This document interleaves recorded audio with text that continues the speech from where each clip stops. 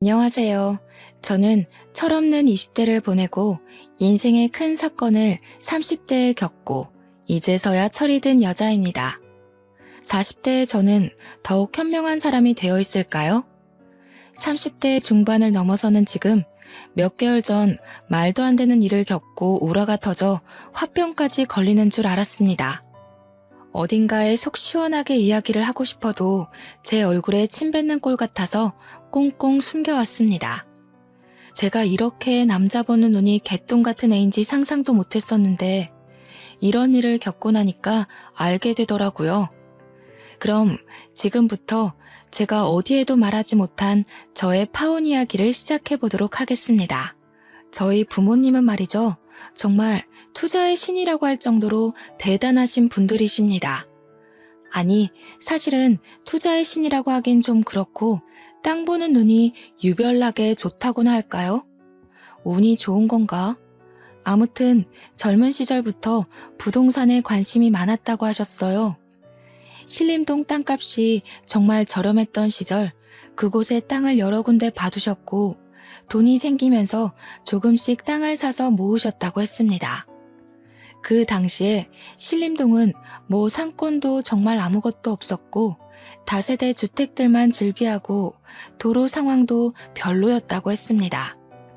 산동네 같은 느낌이 물씬 들 정도로 오밀조밀하게 지어진 집들 때문에 불편함도 많았다고 했어요. 지금은 큰 상가도 들어오고 화려한 도시로 변했지만 그 당시에는 정말 아무것도 없었대요. 그런 땅을 조금씩 모으다 보니 꽤 많은 터를 가지게 되신 것이죠. 그 터를 사설 주차장처럼 돈 받고 월 주차 위주로 운영하시다가 어머니께서 몸이 아프셔서 고생하기 시작할 때쯤 아버지께서 생각을 바꾸셨습니다. 어머니의 병간호를 위해 다니시던 회사를 그만두시고 어머니 옆을 지키시면서 간병을 시작하셨어요. 아버지께서 고생하는 모습을 보면서도 저는 대학에 다니던 시절이라 학교 생활이 바빠 아버지를 제대로 도와드리지 못했네요. 제가 다니던 학교가 관악산을 끼고 있는 국립대여서 정말 한눈 잠깐 팔면 성적이 와르르 무너지기 쉬웠거든요. 워낙 같은 학교 다니는 친구들이 공부를 잘해서요. 아버지께서 간병을 시작하신 이후에 퇴직금을 받으신 것도 있고 그동안 악착같이 모아두신 여유자금도 있긴 했지만 병원비라는 게 돈을 까먹기만 하는 거니까 아버지께서 약간의 위기감을 느끼셨던 것 같아요. 주차장으로 사용하던 터를 모조리 계산해 보니 건물을 올리기에 충분하다고 생각하셨던 것 같습니다. 아버지께서 대출을 받아 신림동 땅에 건물을 지으셨어요. 저는 너무 무리하시는 거 아니냐고 했는데 아버지께서는 일종의 투자이니 걱정하지 말라고 하셨습니다. 그쪽이 학교가 있고 또 고시촌으로 유명하다 보니까 원룸 장사가 잘 될 거라는 이유에서 시작하신 일이었어요. 건물을 거리상으로 떨어진 터에 두 채를 지으셨는데 하나는 원룸만 있는 6층까지 건물이고 하나는 투룸과 원룸이 같이 있는 빌라 형식의 건물이었습니다. 거기다가 딸 하나뿐인 아버지는 원룸을 아예 여성 전용 건물로 못 박으셨어요. 보안도 철저하게 감시하셨고 CCTV도 다른 건물들에 비해 3배 이상 많이 달아두셨습니다. 그러다 보니 여학생들에게 인기가 좋았고 원룸을 새놓자마자 언제 공실이 생기는지 문의도 많이 들어왔습니다. 저도 대학을 졸업하자마자 구로에 있는 IT 전문 업체에 취직을 하게 되면서 아버지의 투룸 빌라 형식 건물에 입주를 하게 되었습니다. 그 꼭대기층은 다른 층보다 훨씬 넓은 투룸이었는데 언젠가 저를 위해 주고 싶으셨다고 하셨어요. 저는 기꺼이 그 집으로 들어가 둥지를 틀었습니다. 그렇게 회사 일에 적응하게 된 지 얼마 되지 않아 어머니의 병색은 나아질 기미가 보이지 않더니 결국 세상을 떠나시게 되었습니다. 아버지와 저와 둘이 남게 되자 아버지는 저와 함께 투룸에 들어오지 않으시고 어머니와 살던 본가를 정리하시고는 원룸으로 들어가셨어요. 원룸에 반지하 공간도 있었거든요. 아버지께서는 영 불안하시다며 1층 제일 바깥쪽 집으로 들어가시면서 원룸 관리도 하시겠다고 했어요. 거기다가 다 큰 딸이랑 둘이 살면 딸이 불편할 것 같다는 이유도 한몫했습니다. 저는 괜찮다고 아버지 혼자 외롭게 사시는 것보다 같이 부대끼며 사는 게 좋지 않겠냐고 했지만 아버지는 끝내 거절하셨습니다. 혹시 남자친구라도 생기면 혼자 사는 게 편하지 않겠냐고 허허 웃으시더라고요. 저는 은근 민망했지만 오죽하면 저렇게까지 거절하실까 싶어서 혼자 살겠다고 했죠. 아버지는 건물 1층으로 들어가 원룸을 전체적으로 관리를 하셨어요. 경비도 서시고 세입자들이 불편하지 않게 일일이 수리도 해주시면서 바쁘게 사셨습니다. 원룸촌 특성상 대학생들이 많이 살고 있었거든요. 거기다가 여성 전용으로 운영을 하다 보니 아버지께서 은근히 손보실 때가 많더라고요. 예를 들면 전구도 갈아 끼워주시고 수도관이 막혔다고 하면 기계를 이용해서 뚫어주시기도 하고요. 세입자들에게는 두 번째 아빠가 생긴 기분이 들게 해주고 싶다면서 굳은 일도 마다하지 않고 시간에 상관없이 세입자들을 도와주셨습니다. 가끔가다 지하철역에서 원룸까지 오는 길이 골목길이라 위험하다며 밤에는 손수 지하철역으로 마중도 나가주셨어요. 그러니 세입자들과도 관계가 좋게 유지가 되었고 대학을 졸업할 때까지 저희 원룸에서 나가지 않는 사람들도 있었습니다.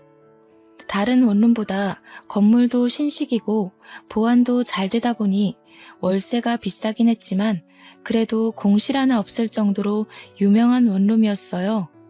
오죽하면 신입생 중에 여학생이 집을 구한다 하면 공인중개사분들이 아버지께 공실 없냐고 따로 연락이 올 정도였습니다.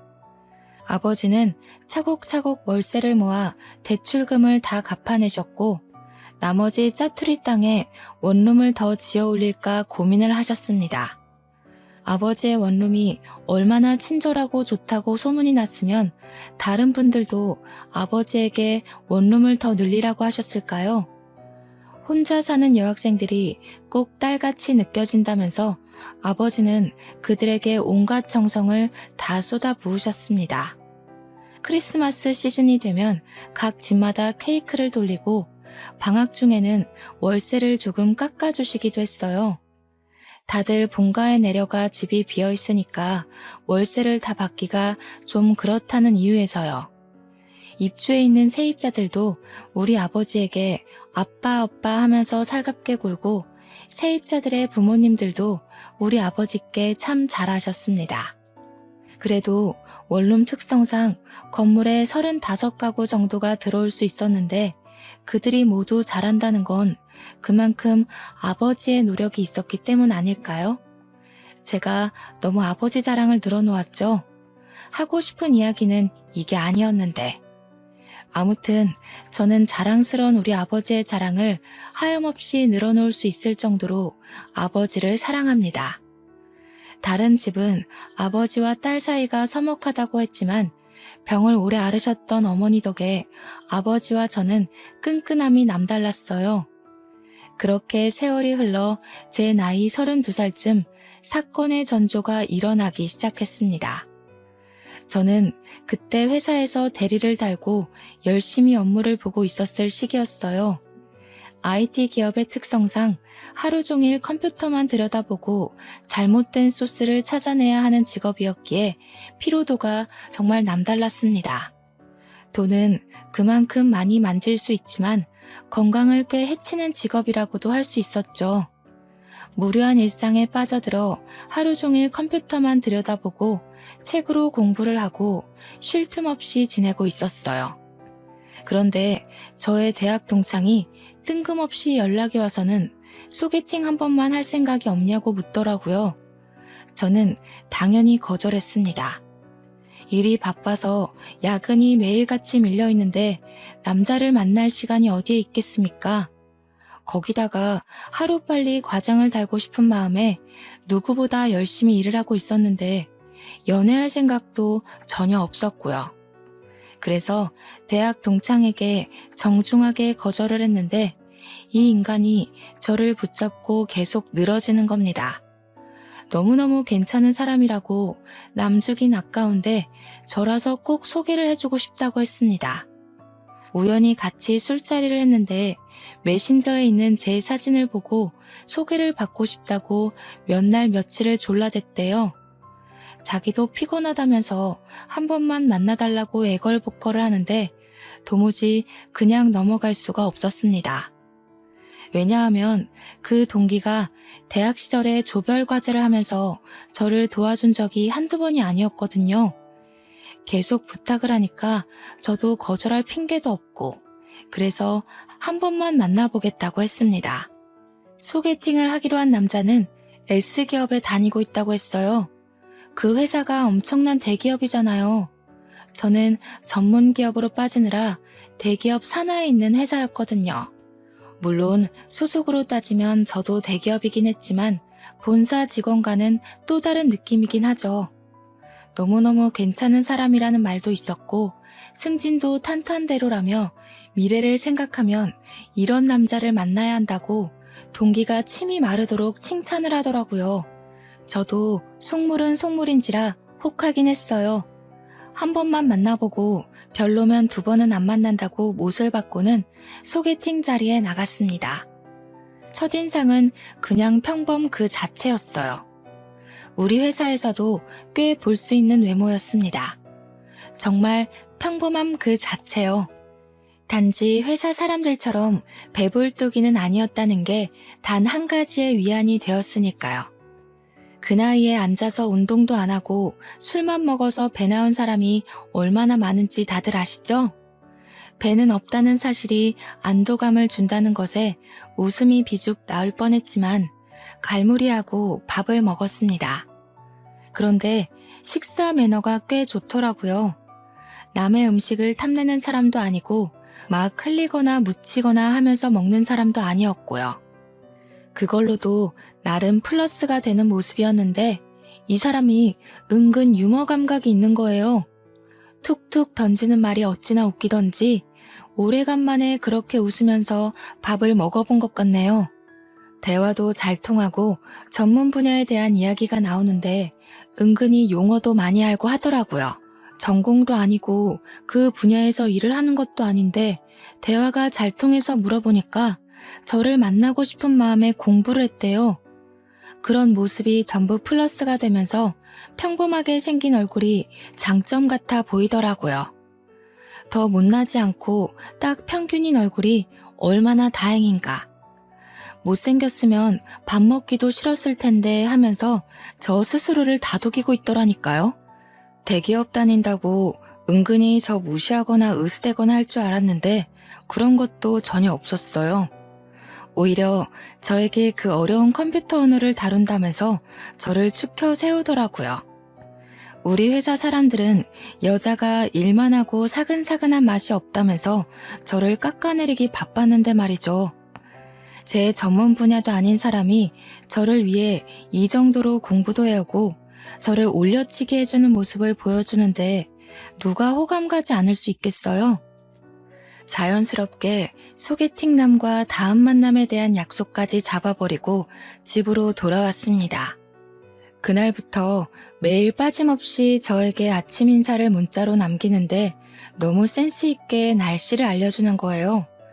오늘은 오후에 비가 온다고 하니까 우산을 꼭 챙겨서 나가세요 하는데 맞춤법도 틀리는 거 하나 없이 온점까지 정확하더라고요. 세상에 요즘 맞춤법 틀리는 사람도 엄청나게 많잖아요. 제가 얼마 전에 회사 사람이 뜬금없이 메신저로 모르는 개 산책이라고 보내서 모르는 개를 왜 산책시킨다는 거야? 하고 있었는데 그게 모르는 개 상책이라는 말이었어요. 제가 그날 얼마나 충격을 받았는지 정말 말로 하기 힘드네요. 애프터를 그 이후로 3번 정도 더 받아서 데이트를 했어요.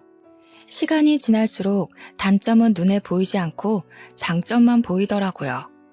딱 자기 연봉에 맞는 차를 끌고 다니고 명품에 빠져있는 사치스러운 남자도 아니었어요.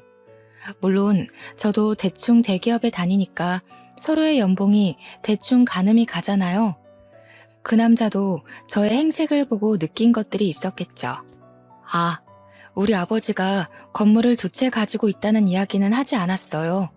아무래도 요즘 조물주 위에 건물주라는 말도 있고 아버지의 재산인데 마치 제 것처럼 느낄까봐 일부러 말하지 않았습니다.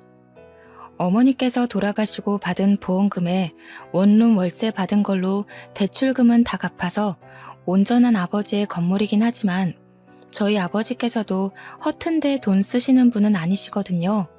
항상 검소하게 돈을 모으면서 투자에만 화끈하셨던 분인지라 굳이 긁어부스름 만들 필요는 없다고 생각했어요. 보통 건물주라고 하면 외제차 끌고 명품 휘감고 다니는 사람으로 오해를 많이 하시니까요. 우리 아버지는 10년째 같은 구두를 신고 다니시고 밑창이 다 드러나도 수선을 맡기면서 오래오래 한 물건을 고집하시는 분이셨어요. 딴 마음 먹고 들이대는 건 제 쪽에서 거절이라 저는 꽁꽁 숨겼습니다. 그럼에도 불구하고 이 사람은 제 모습 그대로를 사랑해 주었어요. 저는 그걸 느꼈고 갑자기 타오른 사랑을 주체하지 못하고 저희는 뜨거운 연인이 되었습니다. 그때부터는 정말 다른 연인들처럼 주말에는 데이트하느라 바빴습니다.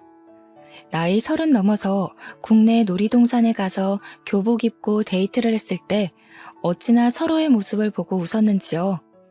한 12년 만에 입어보는 교복이 그렇게도 어색하고 이상하더라고요. 예전에는 매일같이 입었던 교복인데 세월이 흐른 게 정통으로 느껴졌다고나 할까요?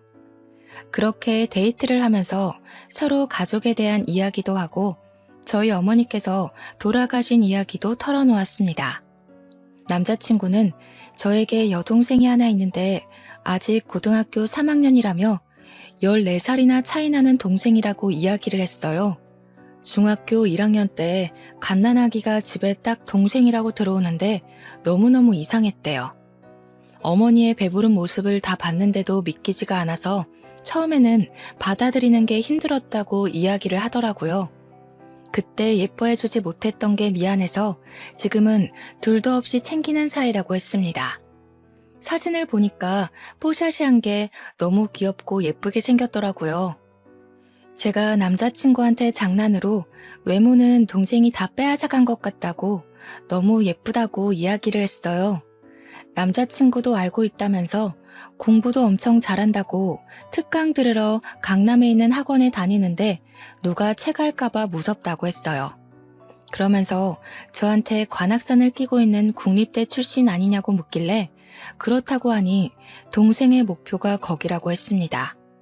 저에게 후배가 될 수도 있다면서 나중에 공부하는 방법 좀 잘 알려달라고 조만간 한번 보자고 했어요. 공부에 손을 놓은 지가 벌써 10년 이상이 흘렀는데 뭘 가르쳐 줄 수 있겠어요. 하지만 여동생이랑 친해지고 싶은 마음이 들어서 알겠다고 했습니다. 남자친구는 여동생에게 딱 하나 단점이 있다고 했어요. 너무나도 막둥이로 사랑만 받고 자라서 성격이 좀 모났다고 했습니다. 대학교에 가면 별별 인간들 다 모여 있을 텐데 거기서도 삐딱하게 굴면 학교 생활이 힘들 것 같다고 고민이라고 했어요. 너무 오냐오냐 키운 탓에 더 아나무인의 자기밖에 모르는 애가 된 것 같다고요. 저한테 어떻게 하는지 좋을지 모르겠다고 고민을 토로하길래 저도 외동이라 잘 모르겠다고 했죠. 근데 저도 나름 오냐오냐 자란 아인데 저는 그런 성격은 아니거든요. 속으로 네 동생이 원래 그런 성향의 아이는 아닐까? 라고 생각했지만 굳이 입 밖으로 꺼내진 않았습니다. 그날도 별 생각 없이 강남에서 영화를 보고 꼭 가보고 싶었던 카페가 있어서 그쪽으로 걸어가고 있었어요. 남자친구가 동생에게 연락이 왔다면서 지금 학원이 끝났다는데 같이 카페에 갈까? 하고 물어보더라고요. 평소에 궁금하기도 했었고 한 번쯤 얼굴 익히는 것도 나쁘지 않겠다 싶어서 같이 가자고 했습니다. 역 앞에서 기다리니 저 멀리서 누가 오빠 하면서 달려오더라고요. 옆에 있는 저는 보이지도 않는지 남자친구만 보면서 달려오는데 사진에서 봤던 얼굴이랑 똑같았어요. 오밀조밀 예쁘게 생긴 게 딱 봐도 이쁨만 받고 자란 티가 나더라고요. 저를 보면서 웃으면서 안녕하세요 하고 인사를 하는데 인사성도 은근히 밝은데? 라고 생각했지만 그건 아주 잠시였습니다. 인사가 끝나기 무섭게 남자친구 팔짱을 딱 끼고는 둘이 막 성큼성큼 가더라고요. 제가 가고 싶었던 카페 방향이 아니라 이상한 데로 가길래 어딜 가냐고 물어보니까 여동생이 저를 보면서 제가 자주 가는 곳 있어요. 이러더라고요. 남자친구가 미안해하면서 다음에 다시 오자고 하길래 기분이 조금 상했지만 여동생을 만나는 자리니까 제가 양보했습니다. 그렇게 카페에 가서 주문을 하려는데 남자친구가 가서 주문하고 오겠다며 앉아있으라고 했어요. 여동생이랑 마주보고 앉아서 약간 어색한 공기를 느끼고 있는데 저를 쓱 한번 보더니 언니는 계산 같은 거 전혀 안 하나 봐요? 이러는 거예요. 그래서 제가 그냥 웃으면서 그게 무슨 말이냐고 물어봤더니 아니, 보통 커피는 여자가 사는 거 아닌가? 이러는 거 아니겠습니까? 대꾸할 가치가 없다고 느껴져서 그냥 피식 웃고 말았습니다. 무슨 벌써부터 조그마한 게 시누이 노릇을 하려고 하는 건지 조금 우습더라고요. 게다가 제가 IT 계열 남자만 득식을 한 곳에서 어떻게 꾸역꾸역 살아남았는지 모르니까 저를 만만하게 본 거 아니겠어요? 제가 남초 회사에서 큰 목소리를 내기까지 얼마나 많은 인내심이 필요했는지 쌈딱같이 굴어야 했는지를 모르니까요. 남자친구가 커피를 가지고 돌아오고 나서는 여동생이 한참을 저를 빤히 쳐다보다가 입을 열더라고요. 다음에 만날 때는 선물 같은 거 준비해 오시는 거 알죠? 뭐 가지고 싶은 게 있어요? 수능 끝나면 안 그래도 선물 하나 해줄까 생각하고 있었어요. 어머, 언니 센스 있으시다. 그러면 저는 태블릿 PC나 노트북 가지고 싶어요. 이야기 들어보니까 대학 다닐 때 필수라고 하더라고요. 저는 깜짝 놀랐습니다. 뭐 끽해봐야 립스틱이나 파우더 같은 걸 생각했는데 거의 150만 원에 가까운 전자제품을 사달라고 하니까요. 게다가 그걸 왜 저한테 사달라고 하는지 그런 고가의 제품은 가족들에게 사달라고 하는 게 맞지 않나요? 저도 뭐 언젠간 가족이 될 수도 있지만 지금은 남남이거나 마찬가지인데요. 결혼식장 들어갈 때까지 사람 일은 모르는 거라고 하잖아요. 어이가 없어서 그냥 빤히 바라보고 있는데 남자친구가 이리저리 눈치를 보더라고요. 언니, 제가 우리 집 정말 막둥이라서 정말 예쁨 받으면서 자랐거든요. 제가 언니 싫다고 하면 우리 오빠랑 결혼 못할걸요? 그 이야기를 하자마자 남자친구가 여동생에게 조금 큰 소리를 냈어요. 왜 그런 말도 안 되는 소리를 하냐고 선 넘는 거라고 하면서요. 노트북은 자기가 사줄 테니까 저한테 그런 거 요구하지 말라고 딱 잘라서 이야기하니까 입을 삐죽 내밀더라고요. 신우 될 사람한테 그런 거 하나 못 해줘? 이러면서 끝까지 물고 늘어지는데 제가 그냥 남자친구 손을 꼭 잡으면서 말렸습니다. 나중에 저한테 커피 주문하고 받아오는 사이에 다른 이야기 한 건 없냐고 이야기하길래 그냥 없다고 했어요. 맘 같아서는 네 오빠랑 결혼할지 안 할지도 모르잖아? 라고 하고 싶었지만 남자친구가 상처받을까봐 말을 못하겠더라고요.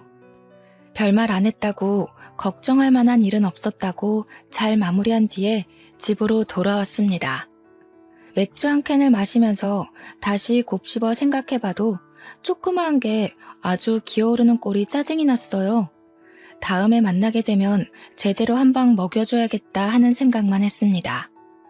그렇게 남자친구랑은 불같은 사랑을 이어가고 있을 무렵 날이 점점 추워지더니 뉴스에서 수능날 최강 한파가 몰아닥칠 예정이라고 하더라고요.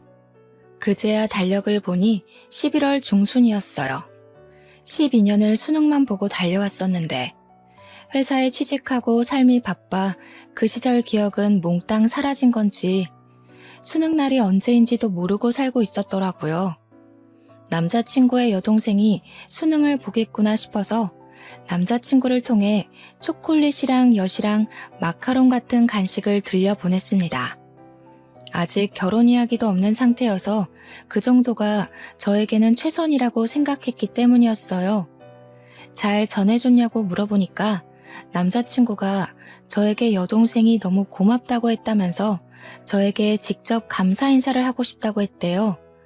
휴대폰 번호를 알려줘도 괜찮겠냐고 물어보길래 그냥 알겠다고 했습니다. 제가 거기서 싫은데? 라고 해봐야 저만 이상한 사람이 될 것 같았거든요. 한 30분 있다가 모르는 번호로 문자가 하나 딱 들어왔는데 내용이 아주 가관이었어요. 선물은 감사한데요. 저 이런 거 잘 안 먹어서요. 크리스마스 겸 대학 입학 선물로는 태블릿 PC로 부탁드릴게요. 그 문자를 받자마자 기가 찼습니다. 저한테 무슨 입학 선물 맡겨놓은 사람처럼 구니까요. 거기다가 아무리 성적이 좋다고 해도 원하는 대학에 입학을 못하게 될 수도 있고 재수를 하게 될 수도 있잖아요. 너무 당당한 꼴에 배알이 꼴려서 남자친구한테 그대로 이야기를 했죠. 나 딱 한 번 봐놓고는 태블릿 PC 맡겨놓은 사람처럼 계속 사달라고 이야기하는데 내가 사줘야 하는 게 맞냐고요. 물론 제 월급으로 그거 하나 못해줄 형편은 아니죠. 그래도 사람이 괘씸하잖아요. 제가 진심으로 축하해서 사주는 거랑 맡겨둔 거 찾아가는 마냥 도둑놈처럼 내놓으라는 심보가 다르니까요. 그랬더니 남자친구가 상상도 못했던 일이었는지 무척 당황해하면서 자기가 알아서 하겠다고 했어요. 그러면서 저에게 여동생에게 바로 문자가 와서는 심통을 부리는 거예요. 우리 오빠한테 뭐라고 일렀길래 오빠가 화를 내고 그래요? 언니, 우리 오빠랑 결혼 생각 없나 봐요? 두고 봐요. 결혼 생각은 누구 덕에 자꾸 사라지네요. 저는 그 문자를 보내놓고 여동생의 번호를 차단해버렸습니다. 제가 뭐라고 저한테 그런 소리를 해대는지 너무 어이가 없었으니까요. 남자친구는 저에게 계속해서 사과를 했고 일단 저는 받아주었어요. 여동생 때문에 이 사람과 헤어지자니 제 마음이 너무 깊었던 거죠. 그렇게 한파가 지나가고 대학 입시 합격 발표가 났는데 여동생이 정말 제 학교 후배가 되었더라고요. 집에서 학교까지 거리가 좀 있다면서 자취를 하려고 하는데 제가 신림동에 살고 있으니까 어디가 좋겠냐고 물어보더라고요. 제가 살고 있는 건물은 평수가 조금 커서 월세 내기가 벅찼는지 원룸으로 추천해달라고 했어요. 때마침 졸업 시즌이기도 하고 그래서 이 동네에 원룸이 와르르 빠질 때라 방 많을 거라고 천천히 알아보라고 했습니다. 저보고 같이 돌아다녔으면 좋겠다는 식으로 이야기하는데 여동생 보기가 싫어서 바쁘다고 거절했어요. 그래도 대충은 좋은 건물이 있는 곳을 알려줘야겠다 싶어서 몇 개의 동네를 추천해 주었습니다. 보안 업체를 끼고 CCTV가 많이 달려있는 원룸이 좋을 것 같다고 말도 해주고요. 당연히 저희 아버지 원룸은 말도 안 해줬어요. 월세 깎아달라고 할 게 뻔해 보이니까요. 귀찮은 건 싫었거든요. 며칠 뒤에 남자친구가 제 덕에 좋은 원룸을 계약했다면서 겸사겸사 밥이나 먹자고 동네에 와 있다고 하더라고요.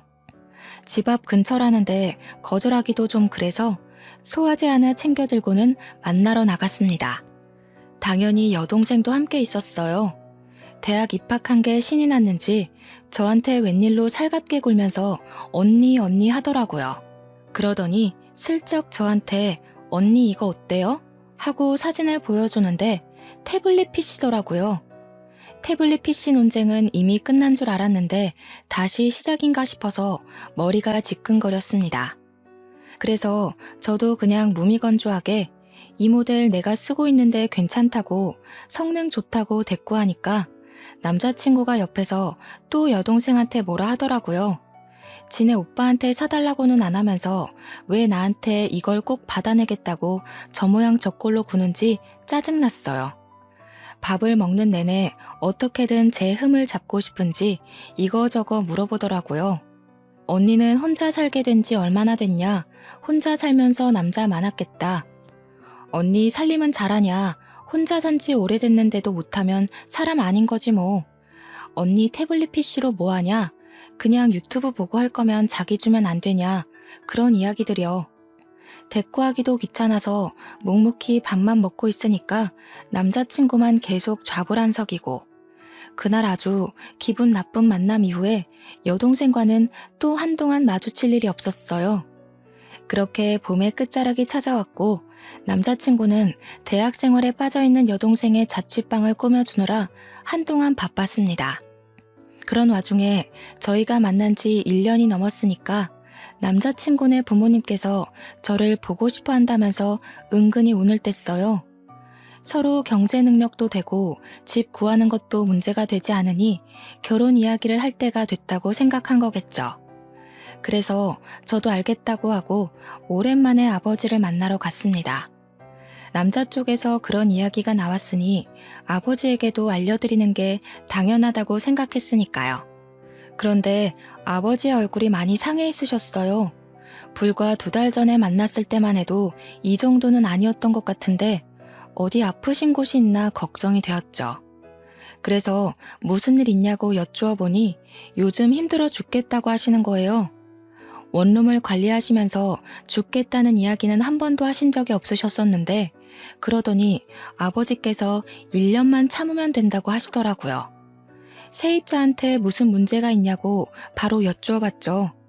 원룸 특성상 2년 계약은 잘 안 하고 보통 1년씩 계약을 많이 하거든요. 그러니까 이번에 새로운 세입자들이 입주를 많이 했는데 그중 한 집이 좀 말썽이라고 하시더라고요. 벽지도 멀쩡한데 곰팡이 냄새 나는 것 같다고 도배도 새로 싹 해달라고 하고 뭐가 마음에 안 들고 저게 불편하다 하고 귀찮게 군대요. 전구 갈아 끼우고 하수구 뚫어주고 하는 건 다른 집들도 다 해주는 일이니까 그냥 묵묵히 도와줬는데 벌레를 잡아달라고 부른대요. 모기나 파리 같은 것도 다 잡아달라고 전화를 해서 귀찮게 한다는 거예요. 그래서 제가 미친 거 아니냐고 그런 걸 왜 해주냐고 전화를 받지 말라고 했죠. 그랬더니 아버지께서 딸이라고 생각하니까 무시를 할 수가 없다고 하시면서 저에게 왜 보자고 했냐고 물어보시는 거예요. 그제야 생각이 나서 남자친구네 부모님께서 저를 보고 싶어 하신다고 아빠한테도 소개해주고 싶다고 이야기를 했습니다. 자기가 미리 봐서 뭐 하겠냐고 결혼하기로 하고 나면 그때 보여주라 해서 알겠다고 했죠. 아빠랑 맛있는 밥까지 든든하게 먹고 그 주 주말에 남자친구네 부모님을 만나러 갔습니다. 그런데 그 자리에 꼴보기 싫은 여동생도 와 있더라고요. 인사부터 시작해서 이런저런 대화를 나누다가 대학 이야기 나왔어요. 예비 시부모님은 예비 신우의 대학에 자부심이 있어 보였고 저도 그 학교 출신이라고 하니 너무나도 좋아하셨습니다. 자취하는 동네도 비슷하던데 미리 친해지면 좋겠다. 참 야무지게 생겼다면서 저를 벌써부터 며느리 취급을 해주셨어요. 그런데 제 이야기 위주로 돌아가는 그 자리가 싫었던 건지 철없는 예비 신우가 분위기를 확 깨더군요. 근데 언니네 엄마는 왜 돌아가셨어요? 저한테는 아픈 이야기인데 저런 이야기를 아무렇지 않게 물어보는 게 솔직히 선 넘는 짓이라고 생각했어요. 그게 왜 궁금한데요? 아니 뭐 가족력이 있을 수도 있으니까요. 그런데 웃긴 게 예비 신우가 저런 이야기를 하는 동안 말리는 사람이 하나도 없었다는 겁니다. 그래서 저도 참지 않고 이야기를 했죠. 한 방 먹이고 싶다고 예전부터 생각해 왔으니까요. 아가씨 들창코인 건 왜 그렇게 생겼어요? 가족력이에요? 이러면 기분 안 나빠요? 예비 신우의 얼굴이 예쁘게 생기긴 했는데 정면에서 봐도 콧구멍이 보일 정도로 살짝 들창코였거든요. 수능 끝나자마자 계속 코 수술하고 싶다고 노래를 불렀다는 걸 예비 신랑에게 들어서 알고 있었어요. 예비 시부의 반대로 코 수술을 못하고 있다고 들었는데 제가 딱 건드리니까 그 자리에서 갑자기 울고불고 난리가 난 거죠. 예비 신랑이 일어나자고 하길래 저는 아무렇지 않게 인사를 드리고 일어났습니다. 그랬더니 예비 신랑이 저한테 신우가 철없이 굴긴 했는데 거기서 저까지 꼭 그래야 했냐고 질책을 하더라고요. 지금 누구 편을 드는 거야? 나는 딱 한마디 했거든? 우리 엄마 걸고 넘어지는 거 절대 못 참는다고. 차라리 결혼하지 말자고 했어요. 그랬더니 예비 신랑이 놀래가지고 그런 거 아니라고 자기가 따끔하게 혼내겠다고 헐레벌떡 이야기를 하는데 믿을 수가 없죠. 제가 결혼 다시 생각해보겠다고 하고 화가 나서 집에 돌아왔습니다. 근데 예상치 못하게 예비 시모가 연락이 온 거예요. 저랑 만나서 이야기 좀 하고 싶다고. 예비 신우를 너무 버릇없이 키워서 미안하다고 사과를 하셨어요. 예비 신랑의 이야기를 들어보니까 똑 부러지고 야무진 친구던데 꼭 며느리 삼고 싶다고 생각했다면서 결혼에 대해 다시 생각하겠다는 거 빈말이길 바란다고요. 그래서 저는 솔직하게 이야기를 했습니다. 우리 어머니에 대한 이야기를 그런 식으로 소비하는 거 싫다고요. 신우가 직접 와서 저에게 사과를 했으면 좋겠다고 하니까 꼭 그렇게 해주겠대요. 그러더니 진짜 저한테 울며 겨자 먹기로 사과하러 온 거 있죠? 하기 싫은 티 팍팍 내긴 했지만 예비 신랑하고 예비 시모가 저한테 미안해하면서 그러니까 신우도 별 수 없죠. 저한테 잘못했다고 하길래 우리 어머니 이야기 2번 다신 입에도 올리지 말라고 하니 알겠다고 했어요. 그런데 이게 기폭제가 된 건지 시댁 쪽에서 더 질질 끌고 있냐고 이제 33살이니까 결혼할 나이가 됐다면서 빨리 상견례를 하자고 했어요. 뭐 신우만 아니면 나쁠 일 없겠다 싶어서 저도 좋다고 했습니다. 날짜를 맞추고 제가 예비 신랑에게 신신당부를 했어요. 절대로 신우의 입 벌리게 하지 말라고요. 우리 아버지가 상당히 자상한 아버지지만 제가 상처받는 꼴은 절대 못 보는 사람이라고 했습니다. 제가 결혼하지 말자고 한 것도 있고 강경하게 나오면 끝을 보는 성격인 걸 아는지라 예비 신랑도 알겠다고 했어요. 상견례 날짜가 다가오고 예비 신우가 사고만 치지 않으면 아무 일도 없을 거라 생각하고 아버지와 함께 자리에 나갔습니다. 이미 예비 시부모님과 예비 신우까지 전부 다 자리에 도착해 있더라고요. 그래서 안녕하세요 하고 공손하게 인사를 드리고 저희 아버지를 소개해 드렸습니다. 아버지도 처음 뵙겠습니다 하고 인사를 하는데 예비 신우의 얼굴을 보고 딱딱하게 얼굴이 굳어지시는 거예요. 저는 순간 아버지의 얼굴을 보고 무슨 일이 있는 건가 싶어서 깜짝 놀랐죠. 그런데 정말 하늘이 저를 살린 건지 아니면 나락으로 보낸 건지 신우가 픽 웃으면서 이야기를 하는 겁니다. 뭐야, 언니네 아버지가 경비 아저씨였어? 우리 아버지께서 원룸을 관리하고 계시니까 뭐 경비도 하고 수리도 하고 건물주이기도 하니까 틀린 말은 아니잖아요. 그래서 맞는다고 고개를 끄덕이면서 왜 그러시냐, 어떻게 아는 사이냐 하고 물어보았습니다. 근데 순간 시부의 얼굴이 약간 떨떠름하게 변하는 게 아니겠어요? 아무리 경비 인식이 좀 그렇다고 해도 그렇지 대놓고 표정이 바뀌니까 제 속이 확 상하더라고요.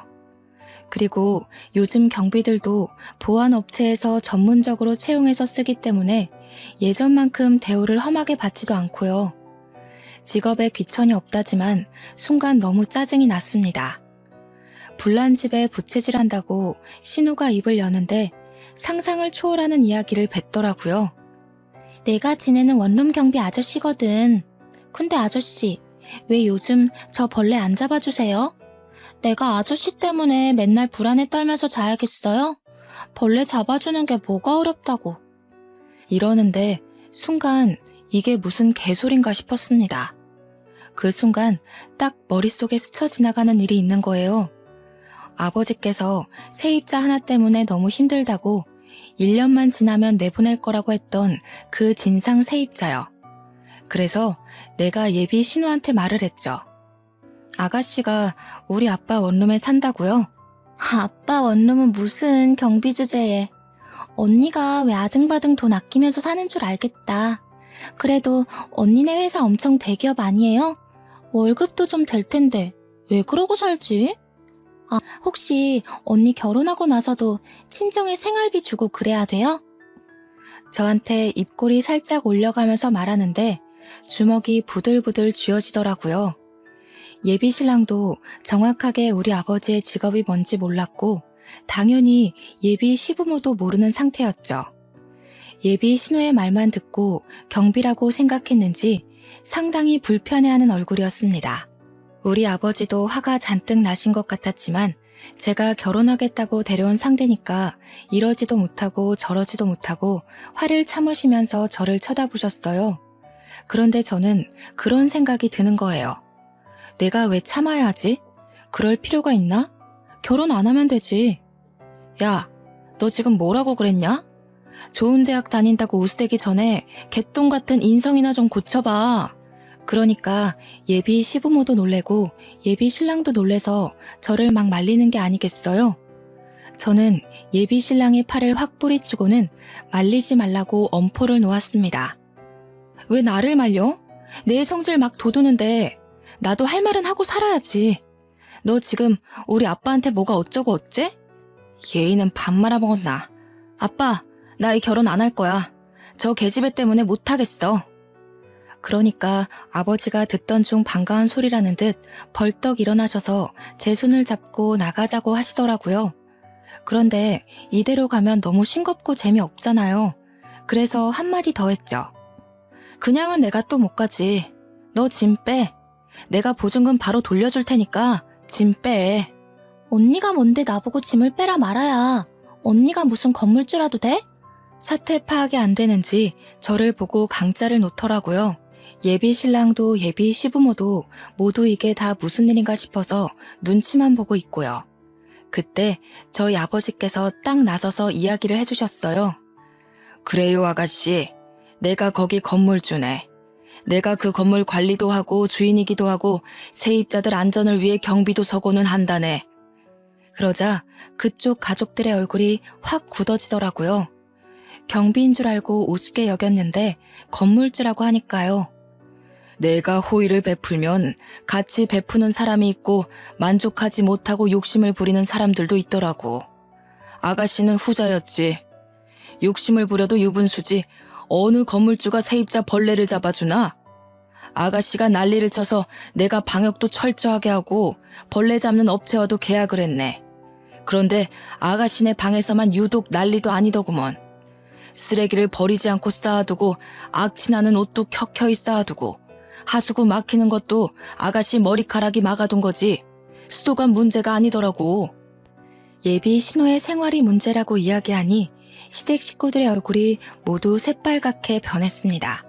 하지만 아버지의 말은 여기서 끝나지 않았죠. 예비 시부모의 얼굴을 딱 노려보시면서 정확하게 이야기를 하셨어요. 도대체 딸 자식의 교육을 어떻게 시킨 건지 더러워서 우리 건물에 데리고 있을 수가 없겠습니다. 보증금은 내일 당장 보내줄 테니 일주일 이내로 짐을 빼세요. 아니, 우리의 학기 중간인데 그러시면 어떡합니까? 계약 기간이라는 게 있는데 계약 기간이고 나발이고 층간소음으로 아랫집에서 항의 들어오는 것도 난리입니다. 밤마다 뭘 하는지 윗집 옆집 아랫집 할 거 없이 남자랑 있는 소리 들린다고 다들 난리인 거 아시오? 내가 사돈 처녀 될 사람인 줄 알고 말을 아끼려고 했는데 사돈도 아니니 숨길 것도 없지. 우리 원룸은 여성 전용 원룸인데 남자를 끌어들였으니 계약 위반 맞습니다. 20살짜리가 남자랑 놀아났다고 하니 다들 얼굴이 사색이 되고 진짜 빨갰다가 파랬다가 파란만장하더군요. 우리 아버지한테 예비 시부가 건물주 갑질 아니냐고 하는데 아버지께서는 태연하게 계약 위반이라고 하셨어요. 원하시면 건물 입구 CCTV랑 출입 기록 다 떼어드리겠다고 남자랑 들어간 영상이면 되겠냐고 말씀하셨죠. 물론 다른 집도 남자친구를 데려오긴 하지만 그냥 눈 감아주시곤 하시거든요. 하지만 이 못된 계집애는 절대로 봐줄 수 없다 이런 생각을 하신 듯 했어요. 그러면서 원룸 인덕션 망가진 거, 세탁기 고장난 거, 화장실 거울 깬 거 다 합치면 보증금보다 많이 나올 것 같은데 어디로 보내주실 거냐고 쐐기를 박았습니다. 예비 시모가 도대체 뭐라고 살길래 저 모양이냐고 신호등을 짝짝 소리나게 때리는데 예비 신랑은 저랑 눈도 못 마주치더라고요. 저도 거기서 우리 더 이상 얼굴 본 일 없었으면 좋겠다고 너랑은 끝이야 하면서 아버지의 손을 잡고 나왔습니다. 시원한 가을 공기 맞으면서 딱 나오는데 갑자기 웃음이 확 터지더라고요. 아버지께 죄송해서 앞으로는 보는 눈 좀 키우겠다고 하고 아버지는 지금이라도 쪽나서 다행이라 하시고 둘이 오래간만에 떡볶이 사 먹고 맥주 한잔 했었습니다. 당연한 수순으로 아버지 원룸에서 그 못된 계집애는 쫓겨났고요. 아버지께서 인근 원룸 주인들이랑 부동산의 진상이라고 소문낸 덕분에 근처 좋은 방들은 얻지 못했다고 들었습니다. 저희 아버지가 건물주인 걸 알게 되고 제가 더 아까운 건지 뭔지 그쪽 집에서 여러 번 연락이 왔는데 다 차단해버렸어요. 저는 그 이후에 과장으로 승진을 했고 지금은 좋은 사람 만나서 알콩달콩 연애 중이랍니다. 한 번의 실패가 있어서 두렵긴 했지만 이번 사람은 정말 좋은 사람이라 믿고 의지하고 있습니다. 곧 프로포즈를 받을 것 같은데 살짝 겁이 나긴 하네요. 그래도 알을 깨고 나온 병아리처럼 결혼을 향해 한 발 내디뎌 보겠습니다. 저의 미래를 모두 응원해주세요. 감사합니다.